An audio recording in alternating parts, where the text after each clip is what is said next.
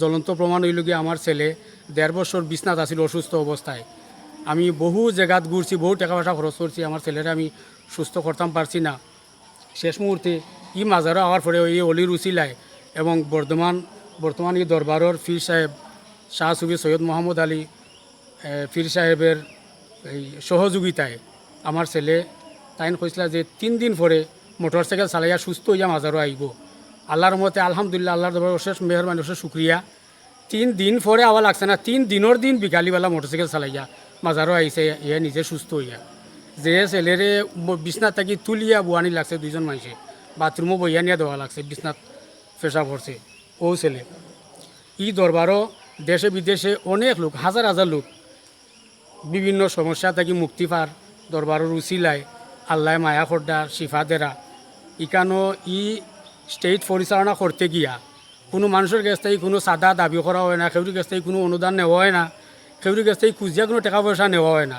ইকানো সম্পূর্ণ বর্তমান পীর সাহেব তান আব্বা আম্মা তারার নিজের তহবিল থাকি, নিজস্ব তহবিল থাকি এটা পরিচালনা করেন।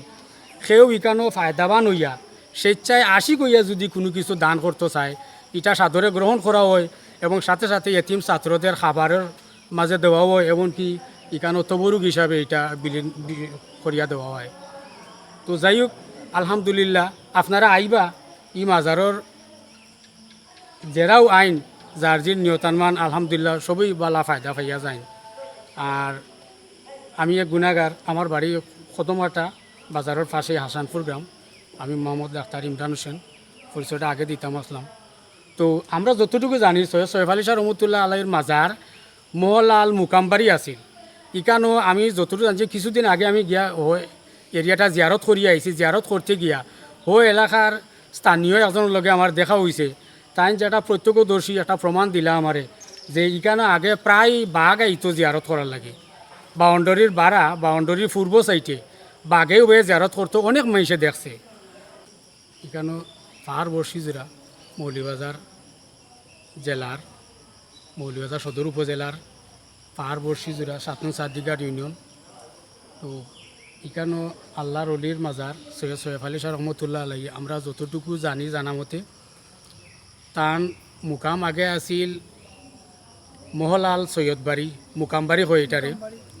ওখানো জায়গা সংকুলানোর কারণে যেখানে যে খবরস্থান বাউন্ডারি করা আছিল, এখানো আমরা যতটুকু জানছি খবর এখারা দেওয়ার পরে আরও খারা দেওয়া হয়েছে।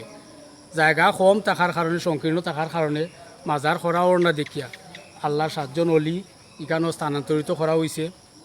যেভাবে সৈয়দ শাহ মোস্তফা রহমতুল্লাহ আলাইরে বেরি নদীর পার তাকিয়ারি তান্ডে বর্তমান দরগা যেখানে আছে ওখানে স্থানান্তর করা হয়েছে। তারার লগে একলগে 3জন সৈয়দ আসলা, আরেকজন আছেন খদমবাটা সৈয়দ শাহ রুকনুদ্দিন রহমতুল্লাহ আলাইহি। তান্ডেও খদমবাটা যেখানে তার মাজার আছে রাস্তার এই দক্ষিণ পাশে আছিল তার মাজারটারও স্থানান্তর করা হয়েছে আমরা যতটুকু জানছি বর্তমানে।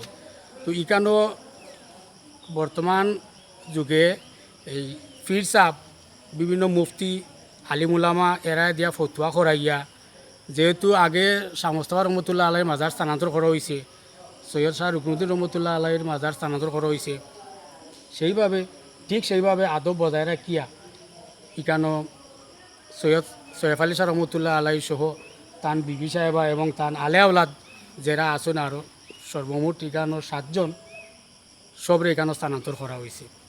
তো ইকানো মাজারর পাশাপাশি মসজিদ আছে, হাফিজিয়া মাদ্রাসা আছে, এতিম ছাত্রদের নিয়ে এখানে পরিচালনা করা ওর পাশাপাশি এখানে খানকাগর আছে। প্রতি বৃহস্পতিবার সপ্তাহে মাগরিবর নামাজের পর এখানে বহু দূর দূরান্ত থেকে আশিকান ভক্তবৃন্দ এরা আইন এখানে দরবারের বর্তমান গদ্দিনিসিন পীর শাহ সুফি সৈয়দ মোহাম্মদ আলী সাহেব পীর সাহেব, যেটা তাইন এখান লন্ডন থেকে তাইন এটা পরিচালনা করদা। এখানে এই মাজারও সাবর অনেক মুরিদান হল আসুন, দেশে বিদেশে অনেক মানুষ এখানেও যারা সাবর কাছে মুরিদান আসুন তারাও আওয়া যাওয়া করেন। পাশাপাশি অন্যান্য অনেক দুঃখী মানুষ বিভিন্ন সমস্যায় জর্জরিত ফেরেশানির মধ্যে আসুন, এরা অনেক মানুষ এখানে আইন আইয়া আল্লাহর অলির উসিলা লইয়া এখান থেকে অনেক মানুষের দেশে বিদেশে শান্তি পাইন, হাজার হাজার মানুষের শান্তি পাইছেন প্রমাণ আছে। আমিও বাস্তব প্রমাণ। তো যতটুকু কইলাম ভুল ভ্রান্তি বেয়াদ হইলে আল্লাহ সাহেব আফরণ জানু। ওকে, আসসালামু আলাইকুম রহমতুল্লাহ।